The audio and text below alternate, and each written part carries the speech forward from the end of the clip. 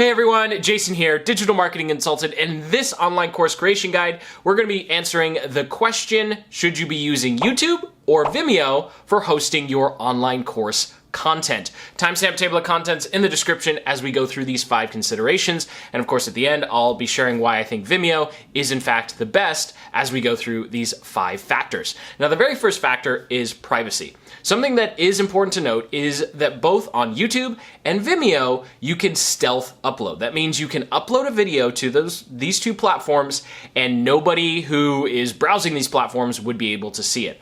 On YouTube, it's something called unlisted. You actually don't want to use YouTube Private. YouTube Private makes it so restricted that you'd have to manually send access to the video to each person that wants to see it. Of course, if you're doing an online course, you don't want to do that. So you're going to do unlisted. And when you do unlisted, it essentially means that no one can come across the video unless they have a direct link. That direct link is going to matter in a little bit here.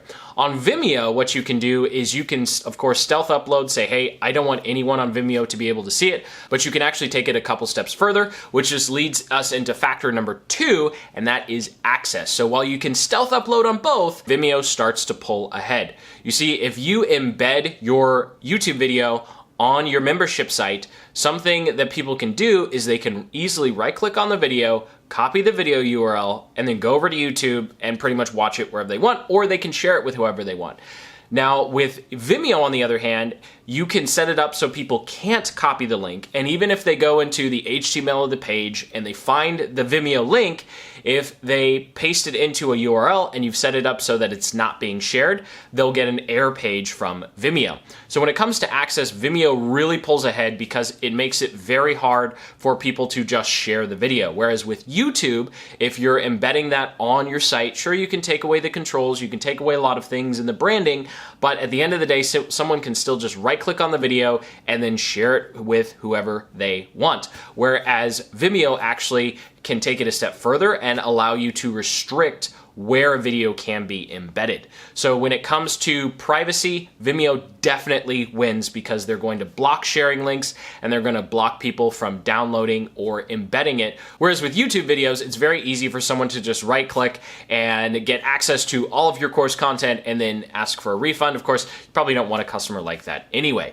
But that leads me into factor number 3, and that is protection. Because at the end of the day, you've put a tremendous amount of work into putting together your online course. So there's nothing worse than spending all that time and energy and then just seeing it completely pirated and sharing across P2P platforms. Now, this brings me to ultimately the problem with any online course, and that is as soon as it's online, it doesn't matter if it's YouTube, if it's Vimeo, if it's Wistia, Amazon S3, you're doing your own player, as soon as it's online, someone's going to figure out how to steal it. Heck, there are entire Fiverr gigs dedicated to stealing Udemy videos. So if someone wants to steal your course, they're going to find a way. So it doesn't matter how much money you pay, people at the end of the day are going to be able to take your videos if they really, really want to. And I think that's the main consideration when it comes to the YouTube versus Vimeo debate.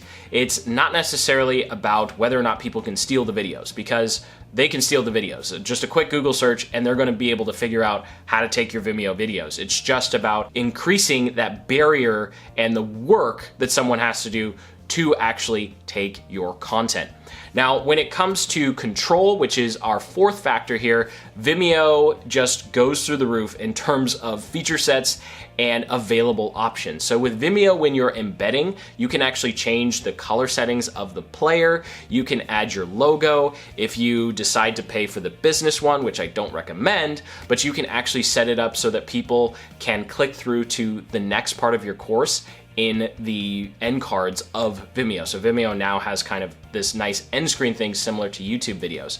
The other nice thing too is, in addition to being able to specify to the domain or subdomain where you want to allow your videos to be embedded, you also have the ability to easily swap out your video. So something that's very annoying with YouTube is if you make a mistake in a video or you need to update a video, you have to take the video down and then upload a completely new one.